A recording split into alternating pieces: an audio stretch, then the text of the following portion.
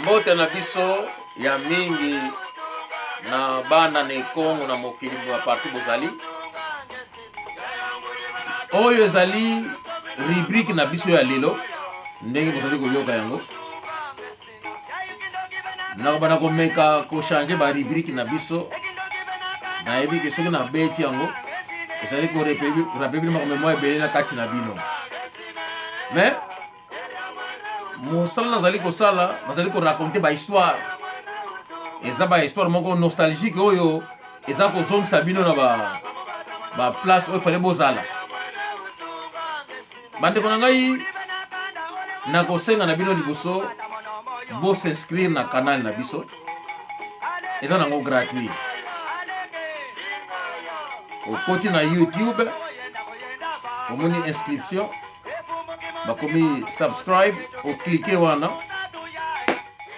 cloche dans la droite o cliquer wana ici lango chaque fois to sala ka vidéo e ko yana mir na bino to na mir na yo ozona moyen ya kolanda pe ko commenter toza ko senga ka non ba insulte za te toza ko senga nde compréhension za la malamu parce que oyo tozolo biza toute une histoire mosusu oyebaki yango te mais tango oyebi yango ndeko na ngai linga ozwa yango okotisa yango na vie na yo kotenir nga rigueur te okende na négativité mais plutôt comprendre oyo nga na lobi so koko profiter na yango ozwi yango en considération so po lingi na yo te o écarter na yo yango. Mais ce que c'est la monde d'abord cliquer j'aime, tia commentaire na yo, to bakisa oyo koko bakisa, pour esunga biso, to yebisa bande ko na biso, pour na connaissance na biso moko, ya histoire na biso, ya royaume Congo. Bande ko ngai lelo programme biso za na lingala. Canal na biso kombo na yango Ana ne Congo. A-N-A space N-E space Congo. K-O-N-G-O. Bandeko nalingi bolanda makambo na kolobela lelo.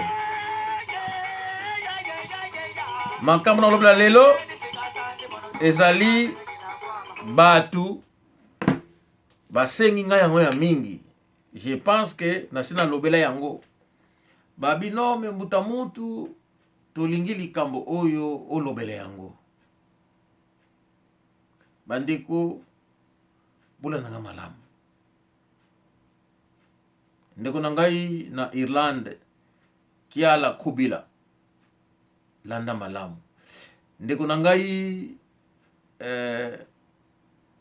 Kiamsito landa ngai. Ndeko na ngai Nzoluvonda Leonardo otomalanda mamu to pobele unu. Ndeko na ngai Emmanuel Nzinga Kosi landanga malamu. Manu Masivi Ngombo Masivi Manu Tumalanda Pastoru Tsimba Mori Mao Godinho Mori Mao Kifumu Maître Jibril Mama Mimi Tiamindele oyo bazola na programme na biso bofungola matoi panya monke to kala ku France yandika tuka kuntiko kansi yandi makiesa yoyi kumga mbandika mama manzambi kwetela diotamba yoyi kumbwa ni yani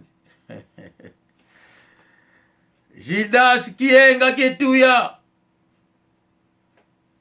bande ko ngai Apasha Bora le gouverneur vraiment oncle Zola de muito tempo e ami Eliano Lutomalanda e mambo ibobele unu nzevo ankakaka zola moko kansi pangiama nsunda ndoluvu lutezo uziule matu mama Arlette tezu nzevo ku Fransa woni nanga mama utomalanda mama ibobele unu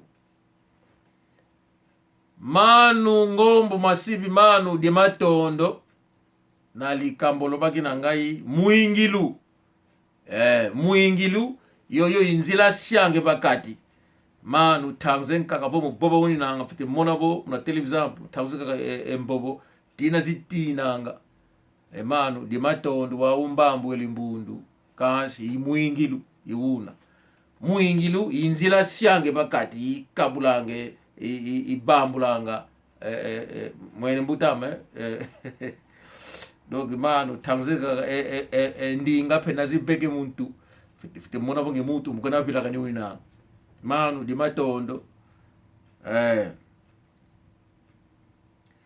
bande kona ngai batu basengi ngai me tolingi vraie histoire oloba yango ngame quelle histoire voulez-vous vous autres balobi non tolingi nanu olobela tango biso tozalaki na Congo est-ce que tozalaki kosala ba crime ngabi ba crime nini abi balobi na ngai bete tolingi olobela nanu tango ba ngolais bazalaki na Congo est-ce que gouvernement congolais azalaki ko bima azo parler que non il faut ba ngolais ba quitter mboka na biso bazo yiba bazo boma biso bazo violer bazo yiba main armée kana tuni bango bon na yebite tant mususu bino bazana makamsu boyeba kinga na yebite mais selon eux nga na yebi bangolais oyo bazaki na Congo quel que soit azala ya nord azala ya sud azala ya centre bizaleli wana bazaki na yango te parce que ils savaient que c'était des étrangers alors na mboka wana bazaki ko se respecter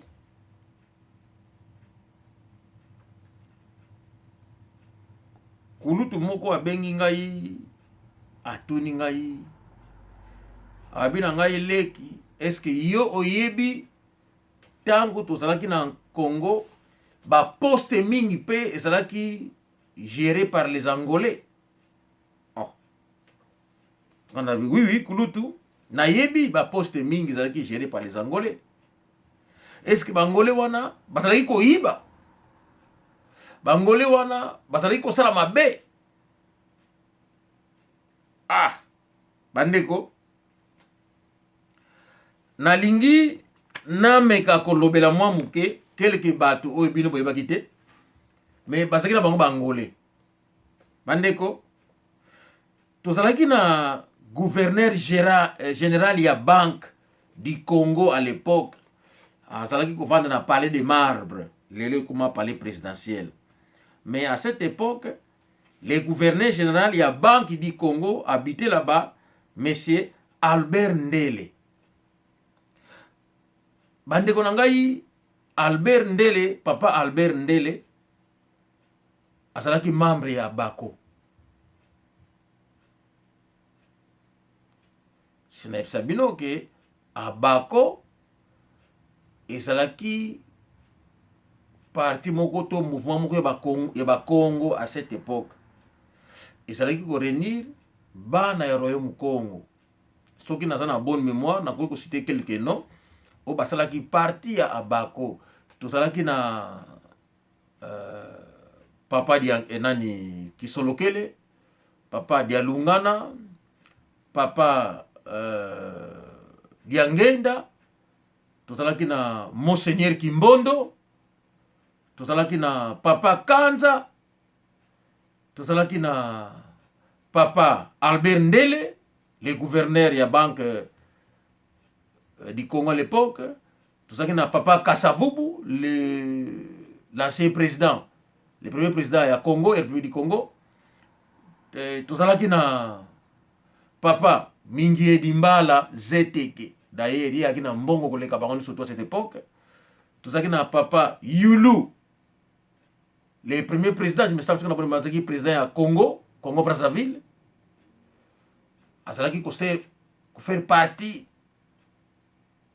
ya Abako.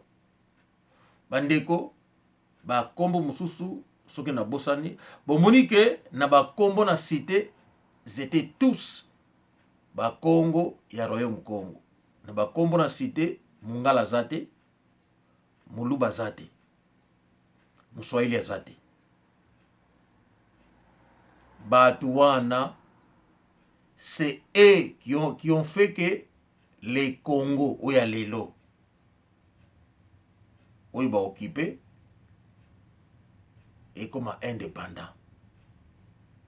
Nasina Lobelaki, c'est papa Mingie Dimbala Zeteki, Mutapesa Kimbongo, na papa Diangenda Bakisaki Ndambo, mbongo oyo bango baluelaki avocat akendeki ko défendre bango pour Congo et comme indépendant. Na lobelaki bino ke épée oyo roi Baudouin ayaki nango na Kisasa bayibaki yango parce que ba Congo bamonaki nini ki non, il faut qu'on arrache indépendance parce que mabele babundela yango wana papa Maungu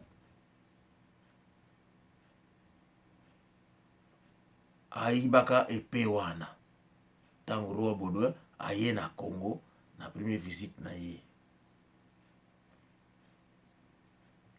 Makambo oyo na sina lobelaki yango.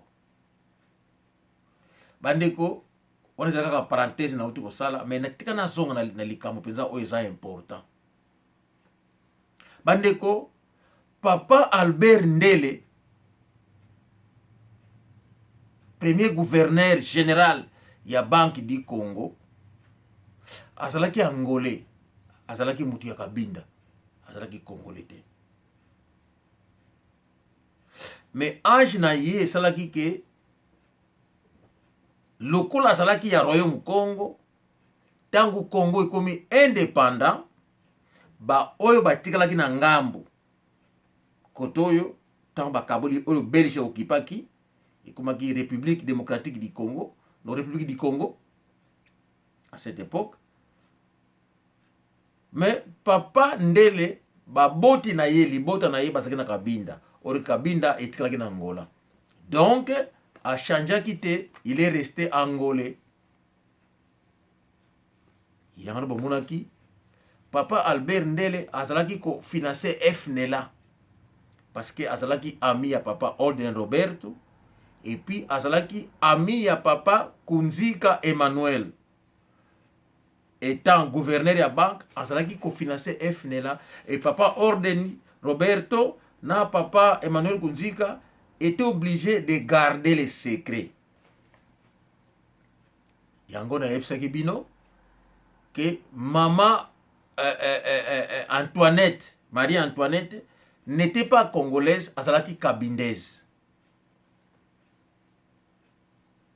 Yango wana n'explique bino que papa Albert Ndele azalaki na ndeko na ye ya mobali ou azalaki premier ministre ya UNITA.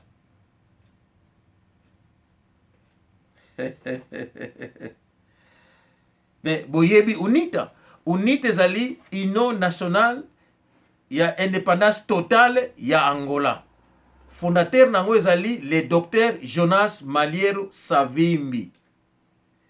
Alors premier ministre ya liboso ya UNITA kombo na ye José Albert Ndele. José Albert Ndele yende mutakene ko signer mikanda na Alvor na 75. Tango les trois partis oyo bazali ko bundela na oyo basineki nani ya paix pour basala ba élection na Angola na 75 pour Angola comme indépendant. Na trois partis politiques wana tozalaki na batu misatu bakendeki kuna. Et parmi bango, José Albert Ndele, ou azali ndeko, ya Albert Ndele ya gouverneur, yende mutu azalaki premier ministre ya UNITA. Azali Kabinde. À cette époque, le président ya UNITA azalaki Dr Jonas Maliero Savimbi. Le premier ministre ya UNITA était Joseph Albert Ndele. Et toujours la même personne, José Albert Ndele, il fut le premier rédacteur il y a université en Afrique, au Gabon à l'époque. Donc, premier rédacteur africain, azalaki école mususu pour être rédacteur na pays mususu, comme on a José Albert Ndele, azalaki angolais de Cabinda, rédacteur na université na Gabon. Ye azalaki ndeko ya Albert Ndele, le gouverneur général ya banque ya Congo à cette époque.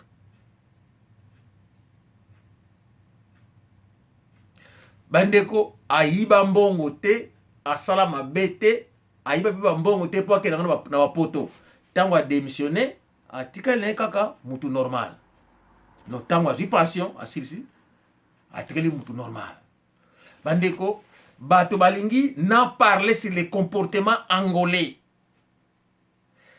Quand je dis angolais, sans exception, qu'il soit du nord, du sud, de l'ouest, l'est, mais angolais.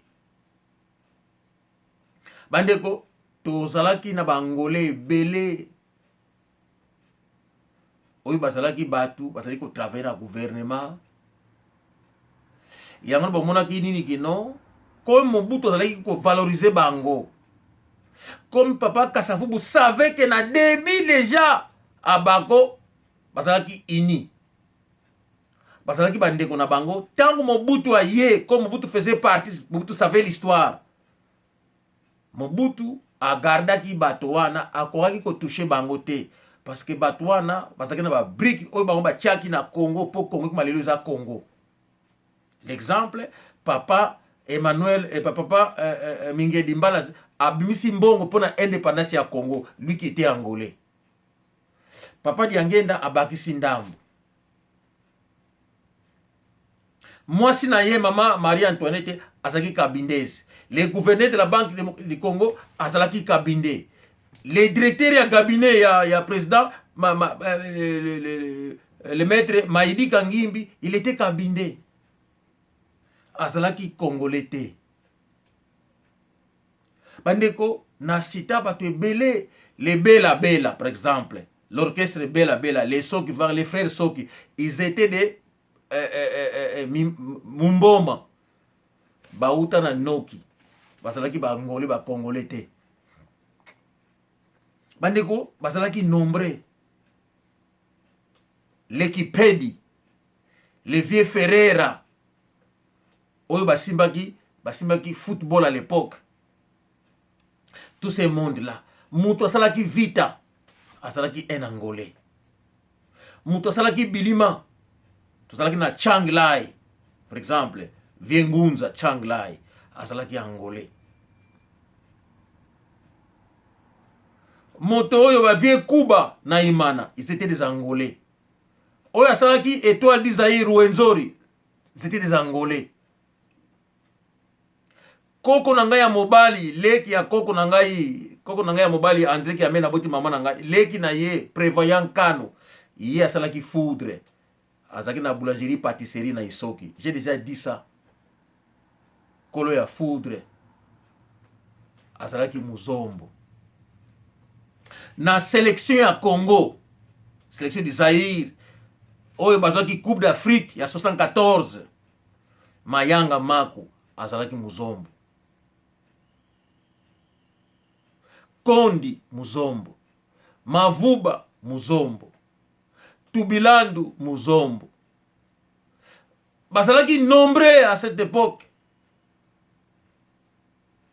Mais Batouana, bazalaki nini? babetaki lokolo babotamaki kuna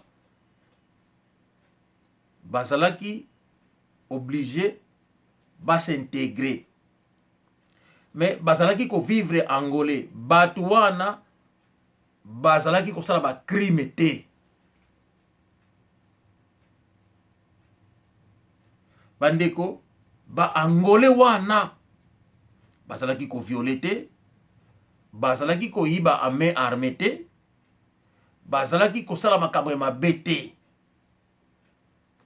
bazalaki meme na armée naza na kulutu nanga moko azali awa kombo na ye Manu Mfula Douglas azali grand frère ya papa forme azalaki na armée congolaise na Congo alongo na armée congolaise akoti na FNLA alongo na FNLA aye na Angola akoti na armée ya MPLA. Vous imaginez? Bandeko balobi na nga ndeko likambo esala biso pasi na mitema na biso yango wana tolingi makambo oyo o préciser yango mikolo oyo nayoki il paraîtrait que rédactrice moko akomi na pays moko banome ye kombo na ye Ndele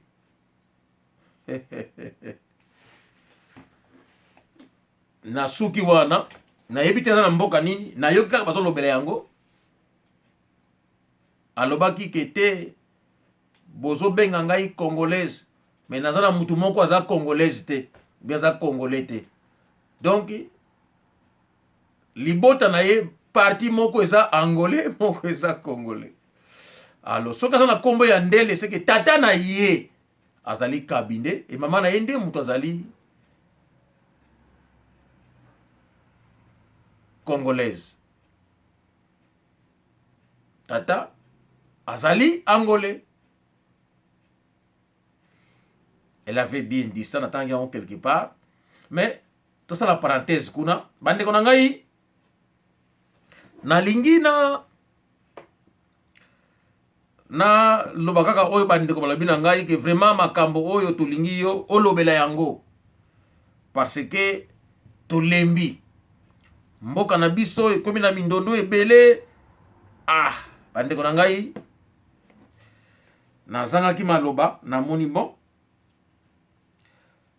lokola bandeko basengi na lobele yango nakolobele yango bandeko nakotiela bino video moko bolanda s'il vous plaît bandeko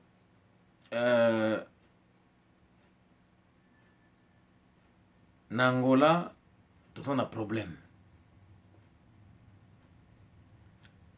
toza nango na Angola na minute oyo peuple angolais azokufa. Donc toza na peuple moko a côté na Angola azali kotimula bibembe donc so boko kunda mwana lobi bango bakei batimoli nzoto wana bandeko ngai moko mama na ngai ya kulutu donc grand sœur mama na ngai bakundaka ye na Angola il y a 3 ans passés bakenda kotimula ye cimetière elimwa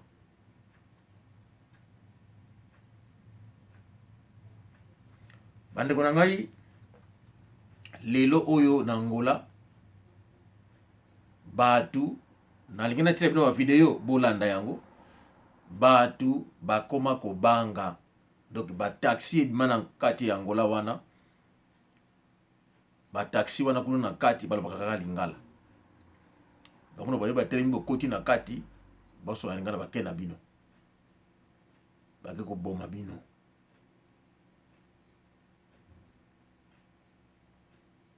bandeko wana ezali mboka ya batu soi-disant to accepter bango bazali bandeko na biso bandeko na narate lisolo malamu na pesi quelques noms oyo ezalaki bamitu ya abako na babitu ya bako natangi mungala te, natangi muluba te, natangi muswahili te, po bazalaka te.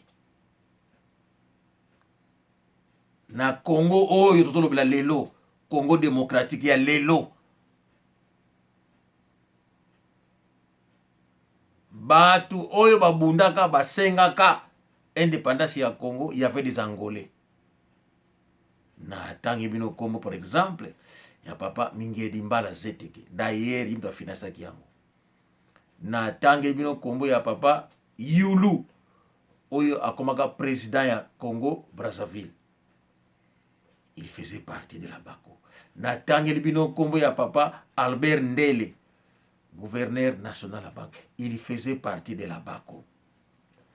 Na tangi bakomo ya papa Kanza, na tangi bakomo ya Monseigneur Kimbondo, na tangi bakomo ya papa Kasavubu, tous ces mondes-là faisaient partie de la Bako.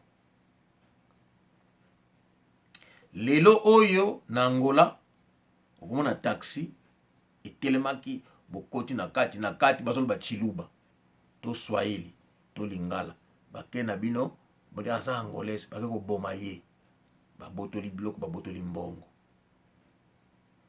To yebite bikolo wana eza na rapport nini na Angola, to yebite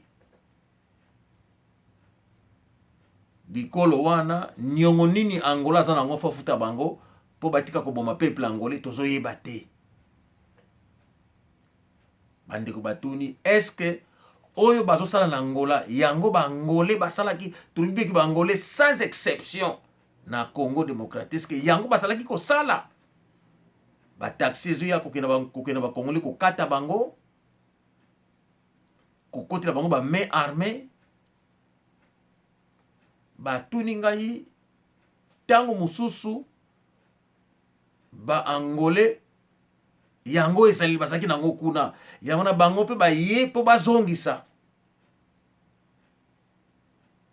Sikoyo ba Zambien oyo pe ba angolais bakende kuna, ba Zambien ba yete na Angola basala yango, ba Zambien basala yango te, ba Congolais ya Congo Brazzaville basala yango te. Tozo yeba te batu oyo baza na droit ya kobotola bangoli ba moto, bakoluwe yo bakena yo kuna na moto kitoko, babomi yo moto eke Lubumbashi, soki na Shaba, soki na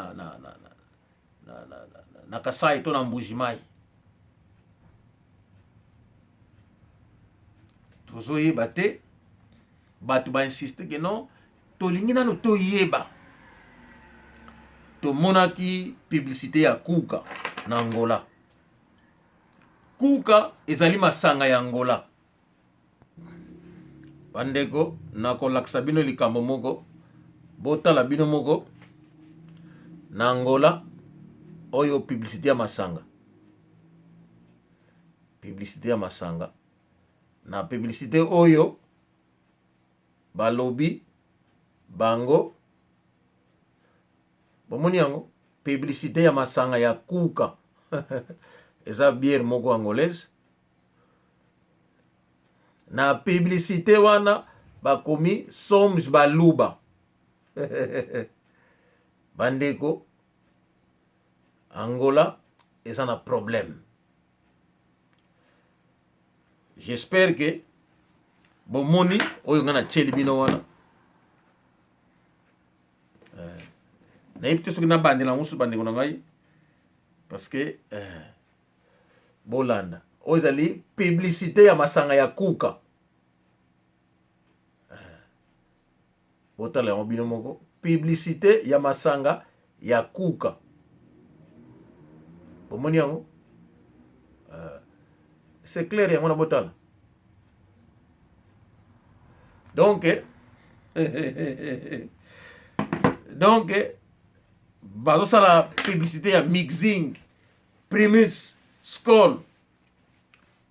Balobi ke Skol yango biso bazombo tozosala yango. Siko na publicité bakomi na nzela wana sikoyo Kuka. Na ba pancarte ya Kuka bakomi bière soki cerveza ya Kuka, sommes baluba. Donc baluba bazosala Kuka. Bandeko na ngai, l'Angola a un problème sérieux. Bandeko, na lobamba lebele, bamonanga fou, nazali boma te. Angola, bako boto la bino yango. Likambo ya tango. Bangolais, vous deviendrez des esclaves. Boko kanisangai que non, les fous, ou azali ko loba en Angleterre, il n'était pas fou. Ayebaki likambo azalaki koloba. Bandeko, bondi melanga. Bako boto la bino Angola. Basi basadia ko boto la bino Angola. Mingi bako zala empoisonné. Mingi bako kufa. Parce que belaki. Te bako zala empoisonné. Ba oyo basali bako yiko bundela Angola bako empoisonné bino. Mingi bako kufa. Et lelo oyo mingi bomona balobaka portugais milai. Na ndako na bango balobaka chiluba na swahili. Mingi baza na Angola lelo baza ba Rwandais. Ba Congolais. Me boyebi te. Ba botaki kuna uti na Mushiku, uti na Luena, ayeko kwea na Luanda. Lelo soboke na Viana, communauté rwandaise eza kuna. Boyebi yango, mais na lobi kaka po lobi tambo kota la vidéo mais oui mais alobaki yango. Na lobi yango na tina na meli masanga te bandeko nanga. Bandeko bosengaki ngai na lobi yango soki oyo ezosalema lelo na Angola. Oyo bazali kosala koboma bangoli ko bango ba moto ko kende na bango ko iba bango ba banque armée. Na lingaki na tchela bino ba vidéo. Ba pisingaki no na tchate parce que po ebenda polémique te. Ba vidéo eza ebele oyo TPA ache donc oyo bangolais bata portugais baza ko loba. Ba bité ko tche yango te me loba kaka. Yango wana na tiki na tosi na tchete. Mais ezali pona attirer attention na bino Angola oyo bako boto la bino yango boko lela. Ki esclavagisme oyo akala ekozala muke soki baboto bino mboka. Bandeko nasuki awa mukolo malamu na bandeko nangani surtout. Ciao ciao.